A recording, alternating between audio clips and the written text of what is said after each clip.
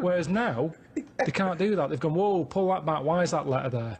And now you've got stuff like abbreviations and stuff. Yeah. Let's not waste letters. Let's just control it a little bit. Cars are called things like, you know, GTI or something, because they're going, well, I can't think of a word to call this. So they're giving them letters.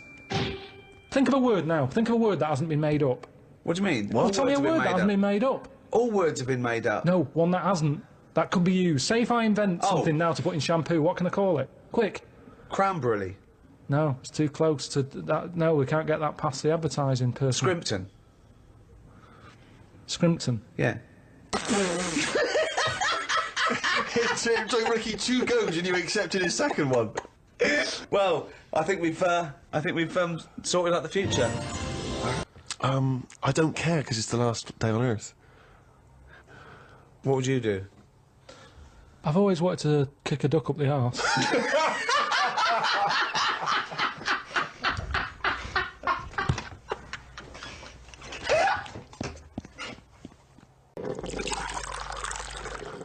These spiders, the deadly ones you're aware of, the ones that are just pottering about, you go, don't even worry about them, don't even give them a name. They're not doing anything. But what if there's another poisonous spider they haven't identified yet, lurking in the undergrowth? I'd be very surprised. So you'd be very surprised? I'd be surprised if there was something... It sounds like laziness on your part. But they're discovering new species all the time. We know about all the dangerous stuff now, because we have to. We live in a world now. We do. We know about a lot of the dangerous stuff. Whenever they find something new now, it's like a new butterfly or... Well, no, look at AIDS. When I was a kid, no one had ever heard of AIDS. Yeah, but that's not a natural thing, is it? That's not like a spider or... What do you mean it's not a natural thing? It's not a natural thing. It's not something that's... AIDS hasn't been, like, living under the soil for millions of years, going, I'll wait till the 1980s and I'll come out and kill a load of people. No, but it is a natural thing. It's a new thing. It's new. Yeah, but loads of animals are new, aren't they? Evolutionary terms, there's new animals in evolution. I'm sure there's new stuff deep down that's just like, almost like bacteria, sat under the soil, it'll never come to the top. Right? It's like having an old woman who's a neighbour. She never goes out, she doesn't bother you. Let her be. But what if that old neighbour could unlock the secrets to... I don't think she can. Just even to us understanding the complexities of the universe, of the way things have developed and grown. Because we know about it. Well, why would we know about it? Because I never understand, why is it you want to stop researching and studying now? Why is it that you're happy to just draw a line under everything else? What if people had said this back in the 19th century? We've done this. I think someone in the 1900s said everything that's going to be invented has been invented. And then look what happened in that century. Yeah, and I've said to you, look at the stuff that is being invented now. The frisbee and stuff like that. It's all stuff that you kind of go, it's all right, it's a good idea, but we don't need it. Yeah, but the frisbee wasn't being worked on by the top brains of our generation. That was some novelty toy that some manufacturer made. Yeah, but it's like, look at the fuss we made over that fella who came up with a Dyson vac. Everyone was like, he's up there with Einstein. Well, he's not. It's a good vac. It cleans up floors well and everything. Who said he's up there with Einstein? In one of those programmes where they did, like, great inventions of our time, it was easy early on. You go, Einstein, you know, Newton did this, Archimedes, Dyson. And they started to run out, because it is harder to come up with something new now. Because everything that's needed, remember, the things we've invented are things that we sort of go, we could do with that. Inventors don't sit there going, what can I make? Oh, I need a toaster. They've sat there, they've burnt the toast under the grill, and they've gone, I need some sort of device here. Well, yeah. And what can it do? Necessity is the mother of invention. Yeah. However, there are people who sit around going, where's a loophole in the market? Where's a niche? Well, here's something. About a year ago, I came up with a see-through toaster, so that you can see how much the toast is cooked. Right.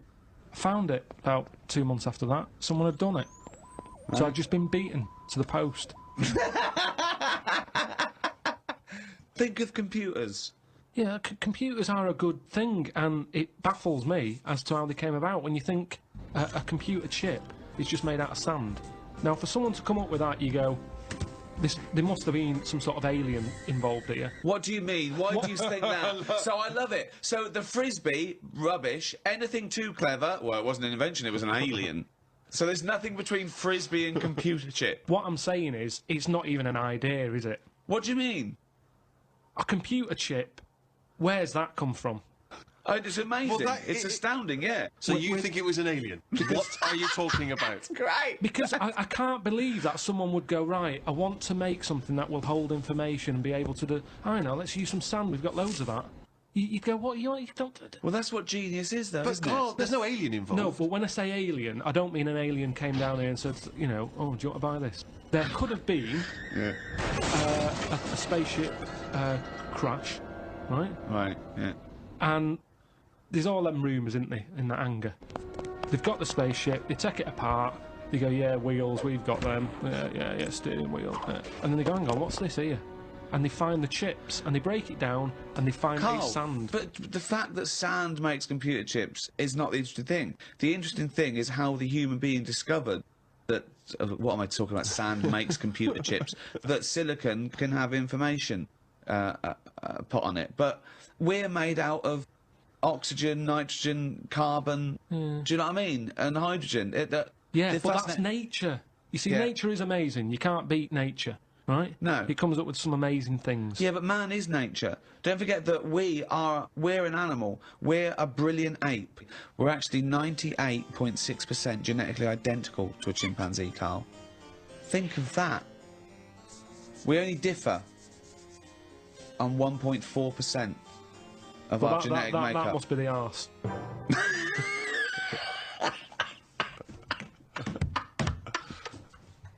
Because that's a lot different. I told you, didn't I, about my dad's mate who had a monkey and he had to thump it. What? Well, there's two things there. One, why did he have a monkey? Two, what sort of discipline is thumping a monkey? What was the monkey doing? He was annoying his wife a lot and sort of, you know, pinching her arse and stuff like that. Right, No, right. that's Wait not a minute. true. We've It's never not true. heard this before. How have we had all these years I'm of sure I monkeys and told we've you never about heard it this ages before? ago. Your dad had a mate who had a monkey? Yeah, I'm sure I told you. Well, why did he have a monkey? Just for a laugh? Well, it was back in the day when people did. They all had, like, odd sort of pets and that, didn't they? In, like, about 68. Oh, In 1968, when everyone had a monkey. We had to thump it. Now, the weird thing is... No, that's weird enough. Is this is all the story? This is the entire story? No. You've got all the information you've got is he had a monkey and he had to thump it. Yeah, my dad told me about it. When he found out that I was into monkeys, he said, oh, Benny thumped one. And, Benny thumped one. Oh, my son's into natural history, particularly simian variety. I've got an interesting fact for you, Carl. Sit down. What is it, Peter? Benny thumped one. Brilliant. But what was interesting is the way that people are thumping other people all the time. No one bats an eyelid. Thump a monkey. People go, you thumped a monkey. Yes, they do. They do go, you thumped a monkey. So that's what's weird, isn't it? But this chimp doesn't want to be caged and kept in a fucking council house in No, Manchester. it was quite happy. And if It it wants to wasn't live like a happy. human... I mean, in the 70s... You know, there were all the teabag adverts and all that, and they were loving that. No, they weren't And people loving it. interfere, people go, oh, that's unfair. Now they're in like a cage in a zoo. You go, it was better when I was pushing a piano up the stairs. They weren't really. They weren't actual delivery men. They weren't really sitting down and having a cup of tea. It wasn't a documentary. A week in the life of the monkey delivery men. I love that. Chimps in a zoo now going, okay, now at least we were free. Remember when we used to drive a van? And we're on 58 quid a week. Yeah. They're not meant to be kept in a house in Manchester. Cruel to keep a person in a house in Manchester, so it's fucking cruel to keep a monkey. What do you think of that, Carl? If you wanted to make the ultimate fighting animal, what would you come up with? If you had the power, like that fella in Arabian Nights, size of a chimpanzee, you could change into anything, but you could change into, you know, like that. I don't think I'd go for strength and that. I'd go for survival. What would you do? Cockroach. No, I'd have like an armadillo's body. Right. Okay. I'd have head of an owl. Right. The head of an owl? Yeah, why, come on, why? What does that bring to the table? The head's there to sort of make it look friendly to the make it look human friendly. race. So, Okay. because if you look half decent to the human race, they'll look after you. Right. That's the way it works, Yeah, right? With okay. a cat and a dog and all that. So the owl makes it look nice. Right. I'd have... I wouldn't have legs. I'd go for, like, the slug juice. What do you mean? So now you're a really slow-moving, legless armadillo with the head of an owl. Slithering along. How is that going to be friendly? They'll see the beautiful face, but then they'll be terrified by the slug.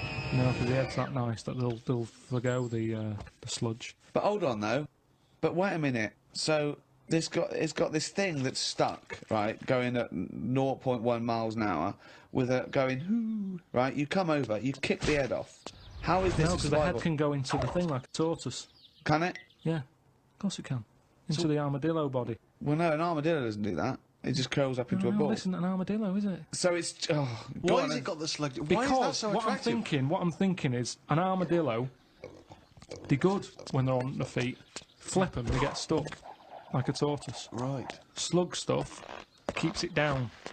So if anything attacks it, it's like a limpet or one of them things that can. Why have a limpet then? But it can't get any. How it can barely move. It can Just hardly get anywhere. go and kick it. Just can't get Well, how anywhere. can it escape from danger? It's going to move very Rubbish. slowly. No, because That's the worst animal. It'll lock itself in. Yeah, and then I'll just scoop it up on the You sand. can't scoop it up. It locks itself in if it's in danger. I give it peacock feathers. This is the worst animal Why has it got peacock feathers? Again, it's just the worst animal I've ever heard. Why has it got peacock feathers? threatening. It looks more threatening. That's the feathers least threatening thing, peacock feathers. It's like Danny LaRue coming at you. There's nothing remotely scary about peacock feathers. Yeah, to humans. Yeah. But the humans won't be harming it because they like the owl head.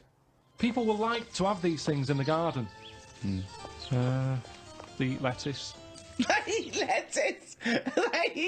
Why has it got a beak? They eat lettuce. He's telling them what it's going to eat now. The owl's going, fuck that, I want a mouse. I love the fact that he's based what it eats on the fact that how it moves a bit like a slug. Yes, They'll eat lettuce. yeah. It moves that, and they'll eat lettuce. Like I said, it's not that weird if that existed. If that was normal, like when you went out to empty your bin, there was one of them sliding up the wall. You wouldn't even double take. You'd just be like, oh, there's the owl head peacock feathered thing. I don't know why it's climbing walls in an effort to find lettuce. Yeah, why is it climbing up that wall? Because that's the only way it can see properly. Because its head's coming out like that. So even though you've designed this animal, now you're even expanding got its limitations. Well, No, it's mainly made as to be on walls. Because what else is living on walls? Oh, God. Oh, fucking hell. What a useless animal that is. Carl, I mean.